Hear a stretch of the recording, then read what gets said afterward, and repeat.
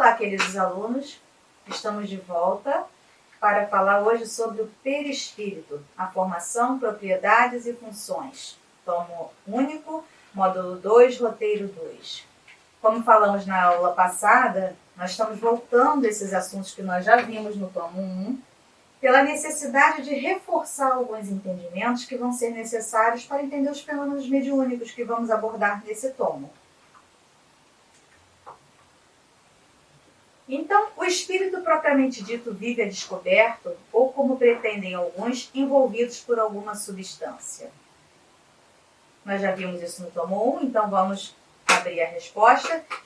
O Livro dos Espíritos, ele nos fala que o espírito é envolvido por uma substância que é vaporosa para ti, mas ainda bastante grosseira para nós, suficientemente vaporosa, entretanto, para que ele possa elevar-se na atmosfera e transportar-se para onde quiser.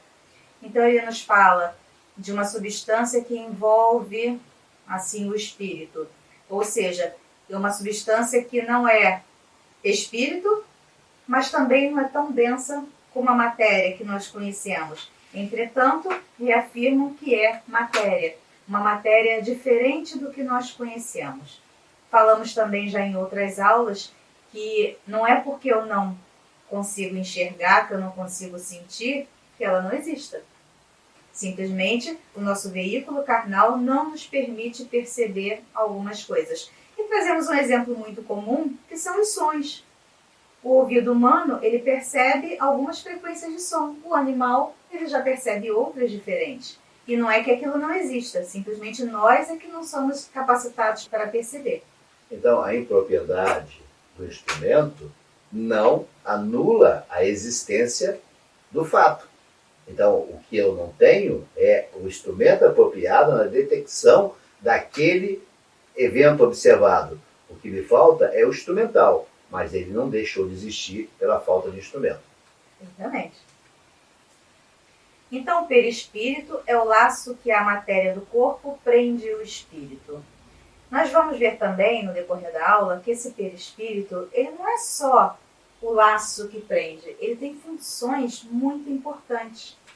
E ele é o veículo das manifestações mediúnicas, ele é o veículo das nossas sensações, o que o nosso corpo sente e transmite ao nosso espírito. Mas nós vamos descobrir isso no decorrer da aula.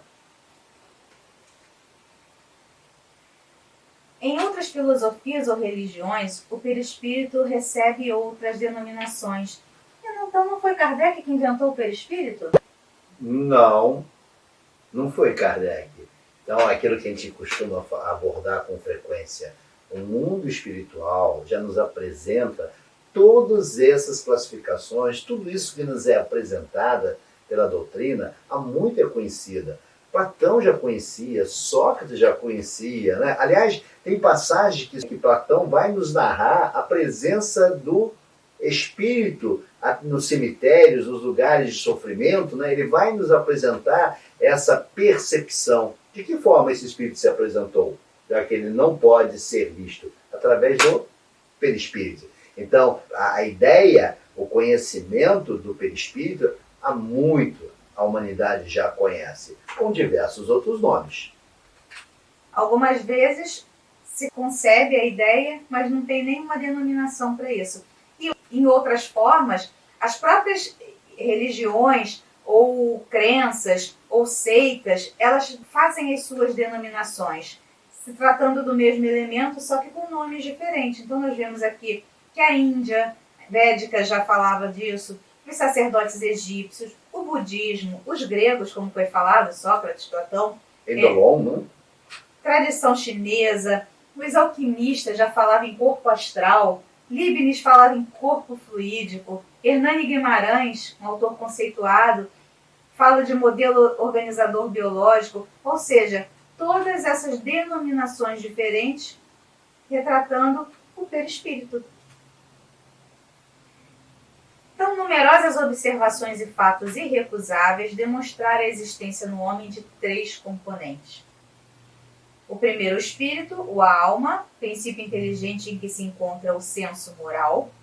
O corpo, que é o invólucro material e grosseiro de que é revestido temporariamente para o cumprimento de alguns desígnios providenciais, ou seja, o nosso corpo varia de acordo com a experiência reencarnatória que a gente vai ter, e o perispírito, que é um invólucro fluídico semimaterial que serve de liame entre a alma e o corpo. E aí, quando foram questionados os espíritos a respeito da natureza do perispírito, eles responderam que é de textura semimaterial. Ou seja, não poderiam dizer que era material da forma que nós conhecemos a matéria, porque ele é de um estado vibratório diferente, mas também não é um espírito. Então, ou é matéria ou é espírito. Aí ficou no meio termo. Então, para que a gente pudesse compreendê-lo, ele foi colocado o termo semimaterial. André Luiz, em Evolução em Dois Mundos, ele retrata o perispírito de forma assim: é de formação sutil, urdida em recursos dinâmicos, extremamente porosa e plástica, em cuja tessitura as células, noutra faixa vibratória, a face do sistema de permuta visceralmente renovado, se distribui mais ou menos à feição das partículas coloides, com a respectiva carga elétrica, comportando-se no espaço segundo a sua condição específica e apresentando estados morfológicos conforme o campo mental a que se ajusta. Então, trazendo assim uma resposta bem científica e bem abrangente, porque ele fala aqui de tamanho de partículas, que são os coloides, mostrando que não é nem sólido nem líquido. Então, trazendo assim bastante formas da gente enxergar essa substância semimaterial. A Gênese nos fala que o perispírito é o intermediário de todas as sensações que o espírito percebe e através do qual o espírito transmite a sua vontade ao exterior, agindo sobre os órgãos do corpo. O perispírito está de acordo com a natureza moral do espírito, ou seja, quanto mais elevado o espírito, mais sutil o seu perispírito. Já falamos que o perispírito é formado pelos fluidos de cada globo onde o espírito vai encarnar. Então, quanto mais primitivo for esse globo, mais denso será esse perispírito. E é nessa definição da Gênese que nós vamos encontrar aqueles equívocos que vamos abordando com frequência da morte do espírito. O espírito não morre, o espírito é eterno. O que existe é uma diminuição dessa influência do perispírito sobre o espírito, tornando tão sutil, é como se não tivesse. E é isso que Kardec vai nos advertir lá em Obras Póstumas, que não deu tempo de ele colocar na codificação, né, foi colocado em Obras Póstumas, a morte do espírito. Que muita gente, mas muita gente, equivocadamente, vai nos falar que o espírito morre. O espírito não morre, o espírito é imortal. O que ocorre é uma diminuição, digamos, desse invólucro. Tamanha a perfeição que esse espírito chegou, que ele dispensa esse invólucro. Ele já não precisa mais desse invólucro. Ele já é a essência, é a consciência que está ali latente no universo. A gente costuma brincar que o perispírito ele é o driver, ou seja, aquele que faz a comunicação do programa com o sistema operacional. Então, ele seria o nosso driver que faz a comunicação entre o nosso espírito e o nosso corpo. Só que, enquanto muito primitivos, nosso corpo é muito denso. Então, a comunicação de um elemento tão sutil como o espírito para um elemento tão grosseiro como o nosso corpo de matéria, eles não conseguem se comunicar. É necessário esse drive, conforme a gente vai se espiritualizando, que a gente vai se liberando da influência da matéria. Então, esse perispírito ele vai ficando mais sutil. E é por isso que ele vai se transformando com o decorrer da nossa evolução. Por isso que ele fala que quanto mais elevado o espírito, mais sutil o seu perispírito. E em mundos onde não exista tanta influência da matéria, o nosso corpo físico ele não vai ter tanta diferença do nosso corpo sutil, do nosso espírito. Então, já não tem tanta disparidade de ondas, de vibrações. A constituição íntima do perispírito não é idêntica em todos os espíritos encarnados ou desencarnados que povoam a Terra ou o espaço circundante. É claro que não. Nós falamos da natureza, de como ele é formado, ou seja, dos fluidos de cada globo, porém, de indivíduo para indivíduo, ela vai se modificar. E por quê? Pela simples razão de que os espíritos eles não estão todos na mesma escala evolutiva. Uns evoluem em inteligência, outros evoluem em moralidade, ou seja, enquanto um aprende uma coisa aqui, o outro aprende outra coisa ali, então esse perispírito ele tem uma natureza semelhante, mas eles não são propriamente iguais. E o perispírito se modifica com o progresso moral do espírito, que é o que acabamos de dizer. Em obras póstumas, Kardec fala que pode-se dizer que o corpo recebe a impressão, o perispírito a transmite, e o espírito, que é o ser sensível e inteligente, a recebe. Num sentido contrário, quando o ato é de iniciativa do espírito, pode-se dizer que o espírito quer, o perispírito transmite e o corpo executa, ou seja, mostrando o veículo como esse agente de comunicação entre o corpo e o espírito. Nós vamos ver que nessa definição, quando o corpo vai lançar essa impressão para o espírito, nós vamos ter as questões das doenças psíquicas, onde o corpo está debilitado, o cérebro está debilitado, mas o espírito não. Então, o perispírito vai trazer para esse espírito, por razões que nós vamos estudar mais à frente, a impressão que esse corpo está tendo com essa debilidade mental ao espírito. Olha o corpo transmitindo a impressão da matéria ao espírito, por uma razão necessária ao seu aprendizado ou um resgate de faltas pretéritas. Então a forma do perispírito é a forma humana. A matéria sutil do perispírito não tem a rigidez da matéria compacta do corpo. Ela é flexível e expansível. Por isso, a forma que ela toma não é absoluta. Ela se molda à vontade do espírito, que pode lhe dar a aparência que quiser. O perispírito se distende ou se contrai, se presta a todas as modificações segundo a vontade que o dirige. Por isso, o espírito pode se fazer reconhecer, tomando a aparência que tinha na vida física. Isso está relatado no Livro dos Médiuns, mostrando que o perispírito tem diversas propriedades, que a gente vai ver logo a seguir. Mas o interessante é a gente ressaltar que Hollywood parece que estuda o Livro dos Espíritos, eu não sei, ou a codificação espírita, que está sempre mostrando isso, né? Se vocês verem aquele filme Amor Além da Vida, vão ver que o filho do ator principal, ele se apresenta com uma forma diferente da que ele era naquela última existência. Da mesma forma ocorre com a filha, mostrando o quê? Que o perispírito ele pode tomar uma aparência diversa daquela que ele tinha anteriormente.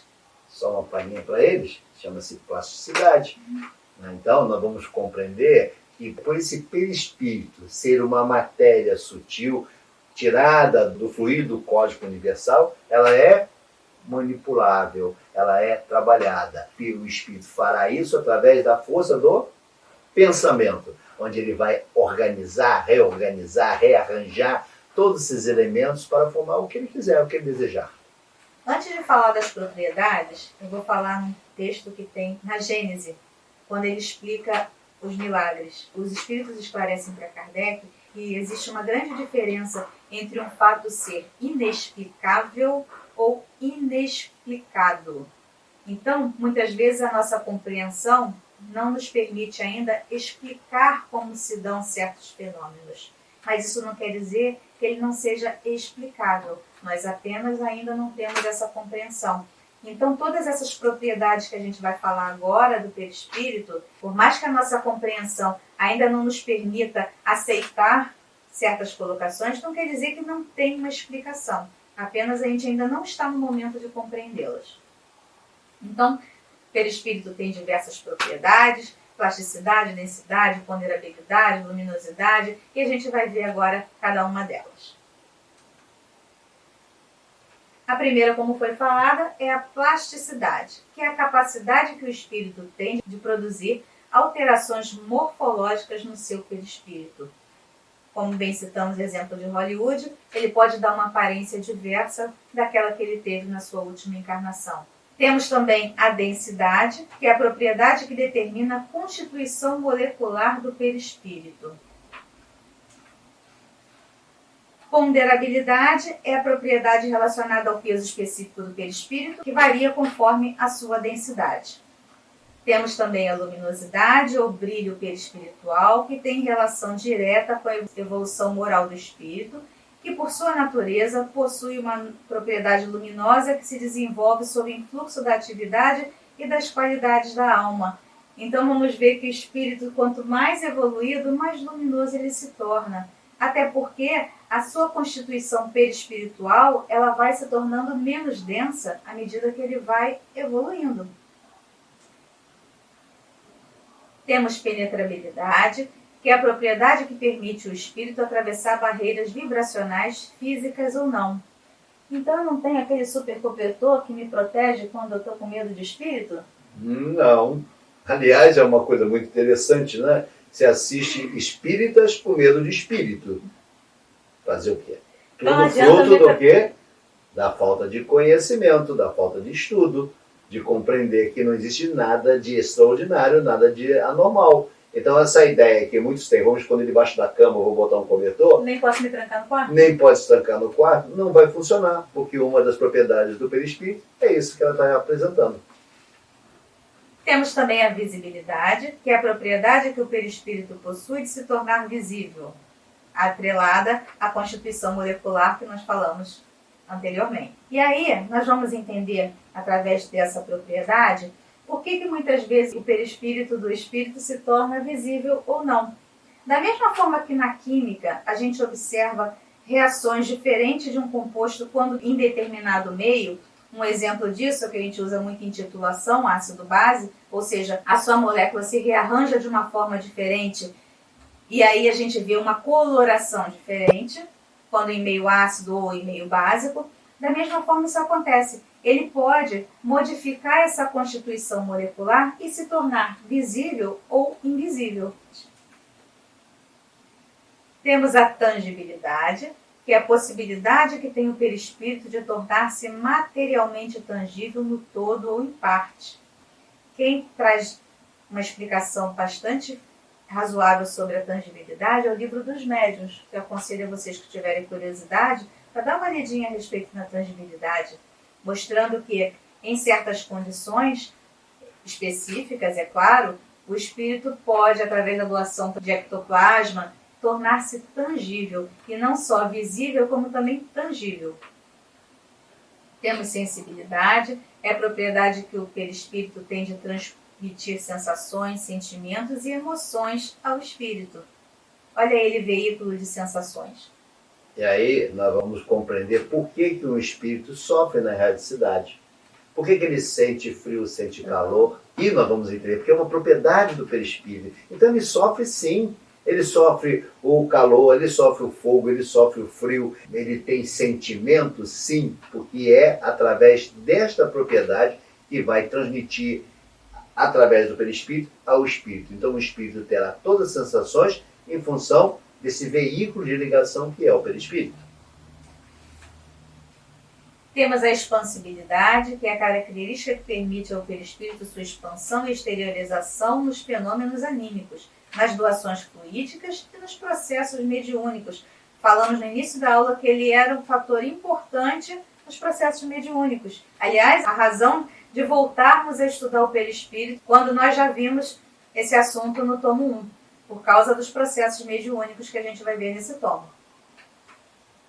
Temos unicidade, tem na estrutura perispirítica um reflexo da alma. Significa dizer que cada pessoa traz no próprio perispírito a soma das suas conquistas evolutivas. E por isso dissemos que ele não é igual para todos os seres. Porque a gente até brinca também, que antigamente a gente falava que ele era o nosso código de barra, mas agora estamos mais evoluídos tecnologicamente. E agora ele é o nosso QR Code. Ou seja, ele traz as informações necessárias do que nós já passamos, marcando o nosso perispírito, muitas vezes de uma forma ruim, porém mostrando o caminho que nós devemos seguir. Temos também mutabilidade, que deve ser entendida como a capacidade que permite ao perispírito, pela ação da plasticidade, mudar seu aspecto com relação à sua estrutura e forma, modificação esta sustentada pela mente em decorrência do processo evolutivo. Aí vocês vão perguntar, mas não é a mesma coisa que plasticidade? Não, a plasticidade ela é momentânea, então é para atender uma necessidade momentânea. A mutabilidade tem a ver com o processo evolutivo, aquilo que nós falamos. O espírito ele vai se transformando e se tornando sutil a cada vez que nós evoluímos. Então, é em decorrência dessa propriedade que ele vai sofrendo essa transformação, ou seja, se tornando etéreo. E aí, nós já vimos as propriedades, agora nós vamos ver as funções do perispírito, que falamos algumas. Falamos que ele serve de ligação, até brincamos que ele é o driver, falamos que ele é o veículo dos processos mediúnicos. Agora vamos ver outras. Então ele tem função instrumental. A função primordial do perispírito é servir de instrumento à alma, em sua interação com os mundos espiritual e físico. Temos também uma função individualizadora. O perispírito serve à sua individualização e identificação.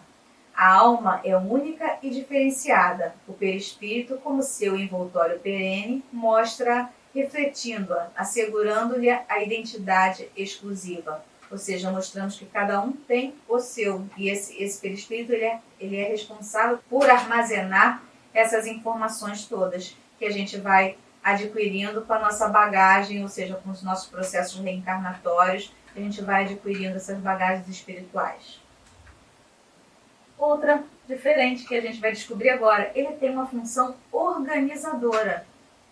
Esta função não se refere apenas à forma, aos aspectos anatômicos ou às peculiaridades fisionômicas do ser em gestação, mas principalmente com os diversos sistemas de sustentação psicofisiológicas que regerão sua vida.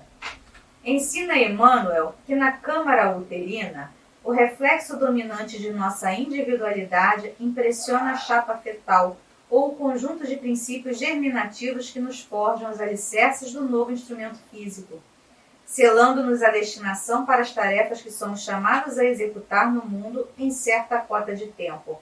No Livro dos Espíritos, nos diz que a nossa constituição física, ela não tem a ver uma existência com a outra. Os nossos caracteres físicos, eles têm a ver com o nosso DNA, com a nossa carga genética.